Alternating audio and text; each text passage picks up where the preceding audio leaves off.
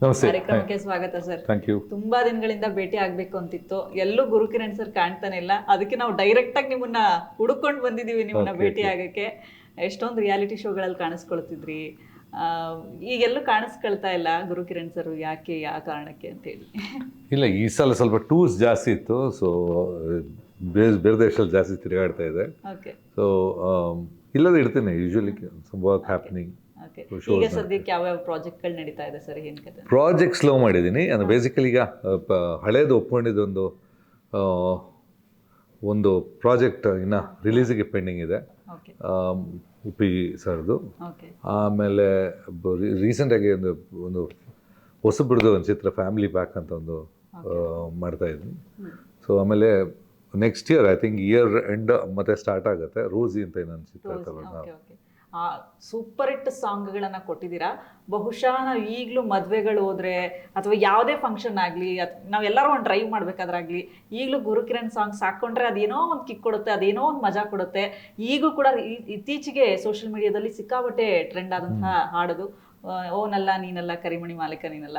ಹೇಗೆ ಅನಿಸ್ತು ಸರ್ ಇದು? ಆಫ್ಟರ್ 25 ಇಯರ್ಸ್ ಆದ್ಮೇಲೂ ಕೂಡ ಗುರುಕಿರಣ್ ಸರ್ ಅಷ್ಟು ಸುದ್ದಿಯಲ್ಲಿದ್ರು, ಹೇಗೆ ಅನಿಸ್ತು ಅಂತ? ಈಗ ಆ್ಯಕ್ಚುಲಿ ಪ್ರತಿ ಸಾಂಗ್ ನಾವು ಕಷ್ಟಪಟ್ಟಲ್ಲ, ಇಷ್ಟಪಟ್ಟು ಮಾಡ್ತೀವಿ.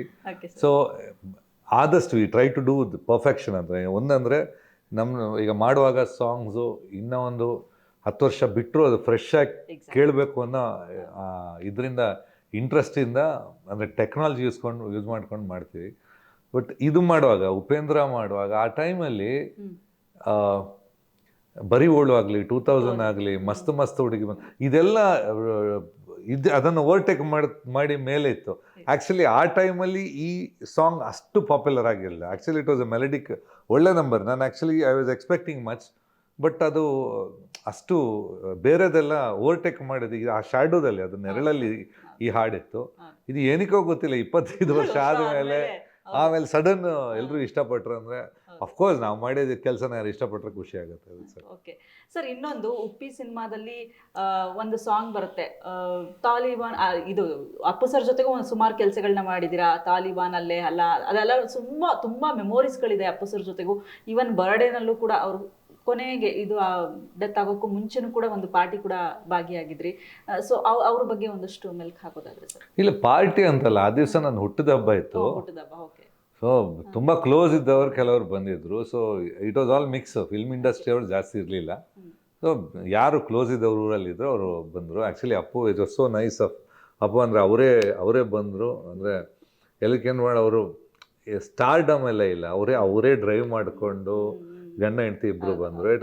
It was nice. ಅಂದರೆ ಎಲ್ಲದಕ್ಕೆ ಇದ್ದಾರೆ, they are part of family, ಒಂದು ಎಕ್ಸ್ಟೆಂಡೆಡ್ ಫ್ಯಾಮಿಲಿ ಥರ ಇದ್ದಂಗೆ. ಸೊ ಎನಿ ಖುಷಿ ಫಂಕ್ಷನ್ಸ್ ಆಗಲಿ, ಅವ್ರದ್ದಾಗಲಿ ನಮ್ದಾಗಲಿ, ಎನಿಥಿಂಗ್ ನಾವು ಶೇರ್ ಮಾಡ್ಕೋತಾ ಇದ್ವಿ. ಆ್ಯಂಡ್ ಈ ವಾಸ್ ಅ ವೆರಿ, ನಮಗೆ ಒಳ್ಳೆ ದೊಡ್ಡ ಸ್ಟ್ರೆಂತು ಅಪ್ಪು ಅಂದರೆ. ಸೊ ಐ ಥಿಂಕ್ ಎಲ್ಲ ನನಗೊಬ್ಬನಿಗಲ್ಲ, ಎಲ್ಲ ಕನ್ನಡಿಗರು ಇಟ್ಸ್ ಎ ಹ್ಯೂಜ್ ಲಾಸು. ನನಗೆ ಸ್ಪೆಷಲ್ ಆಗಿ ಹೇಳ್ಬೇಕಂದ್ರೆ ಸ್ವಲ್ಪ ಜಾಸ್ತಿ ಲಾಸ್ ಅನಿಸುತ್ತೆ. ಬಟ್ ಎಲ್ಲರೂ ಅವರನ್ನು ಪ್ರೀತಿ ಮಾಡ್ತಾರೆ. ಸೊ ಡೆಫಿನೆಟ್ ಆಗಿ ಎಲ್ರಿಗೂ it's a loss for everybody, 100%. ಆ ಥರ ಮನುಷ್ಯ ಹುಟ್ಟೋದು ಅಪರೂಪ, ತೀರಾ ಅಪರೂಪ. Okay, and congratulation sir. ತುಂಬ ಖುಷಿ ಆಯಿತು. ಗೌರವ ಡಾಕ್ಟರೇಟ್ ಕೂಡ ನಿಮ್ದು ಆಗಿಸ್ಕೊಂಡ್ರಿ ಇತ್ತೀಚೆಗೆ. ಏನು ಹೇಳ್ತೀರಿ? ನೀವು ಪಟ್ಟಂತಹ ಶ್ರಮ ಆಗಿರ್ಬೋದು, ನೀವು ಹಾಕಿದಂತಹ ಎಫರ್ಟ್ಸ್ ಆಗಿರ್ಬೋದು, ಅದಕ್ಕೆ ಪ್ರತಿಫಲ ಸಿಕ್ತು ಅಂತ ಅನಿಸ್ತಾ, ಹೇಗೆ ಅಂತೇಳಿ? ನನ್ನ ಲೈಫಲ್ಲಿ ಏನು ಎಕ್ಸ್ಪೆಕ್ಟೇ ಮಾಡಿಲ್ಲ ಯಾವುದು. ಓಕೆ. ನಾನು ಸಂಗೀತ ನಿರ್ದೇಶಕ ಅಥವಾ ಚಿತ್ರರಂಗಕ್ಕೆ ಬರ್ತೀನಿ ಅಂತಲೂ ಎಕ್ಸ್ಪೆಕ್ಟ್ ಮಾಡಿಲ್ಲ. ಯಾವತ್ತು ನಾಡ ಬಗ್ಗೆ ಯೋಚನೆನೇ ಮಾಡಿರಲಿಲ್ಲ ನಾನು. ಇದೆಲ್ಲ ಇದು ಆಕಸ್ಮಿಕ ಅಂತಾರಲ್ಲ, ಆಗ್ತಾ ಹೋಗ್ತಾ ಬರ್ತಾ ಇದೆ. ಅಂದರೆ ಸಡನ್ ಮ್ಯೂಸಿಕ್ ಡೈರೆಕ್ಟರ್, ಸಿಂಗರ್ ಆಗಬೇಕು ಅಂತ ಇತ್ತು ನನಗೆ. ಆ್ಯಕ್ಟರ್ ಆದೆ, ಮ್ಯೂಸಿಕ್ ಡೈರೆಕ್ಟರ್ ಆದೆ. ಈಗ ಇಷ್ಟು ಚಿತ್ರಗಳಾಯಿತು, ಇಷ್ಟು ಜನರ ಜೊತೆ ಕೆಲಸ ಮಾಡಿ, ನಾನು ಎಲ್ಲದಕ್ಕಿಂತ ನಾನು ಚಿಕ್ಕವನಿರುವಾಗ ಯಾರ ಮೇಲೆ ಅಭಿಮಾನ ಇತ್ತು, ಅವ್ರ ಜೊತೆ ನಾವು ಪಕ್ಕದಲ್ಲಿ ಕೂತ್ಕೊಂಡು ಊಟ ಮಾಡಿದ್ದೀವಿ, ಚರ್ಚೆ ಮಾಡಿದ್ದೀವಿ. ಅದೆಲ್ಲ ಬರೀ ಸಂಗೀತದಿಂದ ಅದು ಇಷ್ಟೆಲ್ಲ ಸಾಧ್ಯ ಅಂತ ನಮಗೆ ಗೊತ್ತೂ ಇರಲಿಲ್ಲ. ಈಗ ತಿರುಗಿ ನೋಡಿದರೆ ನಾನು ಹೇಳೋದು, ಕಷ್ಟಪಡೋ ಪ್ರತಿಫಲಕ್ಕಿಂತ ದಾರಿಯಲ್ಲಿ ನಾವು ಇಷ್ಟಪಟ್ಟು ಹೋಗ್ತಾ ಇರ್ತೀವಿ, ಎಲ್ಲ ಬರ್ತಾ ಇರುತ್ತೆ ಅಷ್ಟೇ. ನಾವು ಎಕ್ಸ್ಪೆಕ್ಟ್ ಮಾಡಿದ್ದು ನನಗೆ ಯಾವುದು ಬರಲ್ಲ. ನಮ್ಮಷ್ಟಕ್ಕೆ ದಾರಿಲಿ ಹೋಗ್ತಾ ಇದ್ರೆ ಏನು ಬರಬೇಕಾಗಿದ್ದು ಬಂದ್ಬಿಡುತ್ತೆ. ಹೌದು. ಹೇಗೆ ಸರ್, ಜವಾಬ್ದಾರಿ ಜಾಸ್ತಿ ಆಗಿದೆನಾ ಹೇಗೆ ಅಂತ ಹೇಳಿ? ಪ್ರತಿಯೊಂದು ಅವಾರ್ಡ್ ಬಂದಾಗ ಅಥವಾ ಈ ಥರ ರೆಕಗ್ನಿಷನ್ ಅಂತ ಸಿಕ್ಕಿದಾಗ ಪ್ರತಿಯೊಂದು ಇಟ್ಸ್ ಒಂದು ತಲೆ ಮೇಲೆ ಭಾರ ಸ್ವಲ್ಪ ಜಾಸ್ತಿ ಆಗುತ್ತೆ ಹಾ ಹಾ ಅಷ್ಟೇ. ಒಂದು ಹಿಟ್ಟು ಕೊಟ್ಟಾಗಲೂ ಅಷ್ಟೇ, ನೆಕ್ಸ್ಟ್ ಭಾರ ಜಾಸ್ತಿ ಇರುತ್ತೆ, ಎಲ್ಲರೂ ಹಗುರ ಆಗುತ್ತೆ ಅಂತ ಭಾರ ಜಾಸ್ತಿ ಆಗುತ್ತೆ. ನೆಕ್ಸ್ಟ್ ಕೊಟ್ಟರೆ ಆಮೇಲೆ ನೆಕ್ಸ್ಟ್ಗೆ ಅದಕ್ಕಿಂತ ದೊಡ್ಡದಾಗಿ ಕೊಡಬೇಕು, ಇಲ್ಲಾಂದರೆ ಒಪ್ಕೊಳ್ಳಲ್ಲ ಜನ. ಸೊ ಯಾವತ್ತು 90 ಹೋದಲ್ಲ, 90 ನೆಕ್ಸ್ಟ್ ಹೋದ್ರೆ 92, ನೆಕ್ಸ್ಟ್ 94, ಆಮೇಲೆ ಅದಕ್ಕಿಂತ ಕಮ್ಮಿ ಎಕ್ಸ್ಪೆಕ್ಟ್ ಮಾಡಲ್ಲ. ಈಗ ರ್ಯಾಂಕ್ ಸ್ಟೂಡೆಂಟ್ ಇದ್ದಂಗೆ. ಸೊ ಎಕ್ಸ್ಪೆಕ್ಟೇಷನ್, ನೀವು ಯಾವತ್ತು ಜಾಸ್ತಿ ಸಕ್ಸಸ್ ಕೊಡ್ತೀರಾ, ಎಕ್ಸ್ಪೆಕ್ಟೇಷನ್ ಅಷ್ಟೇ ಜಾಸ್ತಿ ಇರುತ್ತೆ. ಈ ಮಾರ್ಕೆಟಿಂಗ್ ಅಲ್ಲಿ ಟಾರ್ಗೆಟ್ ಜಾಸ್ತಿ ಇದೆ. ಹೌದು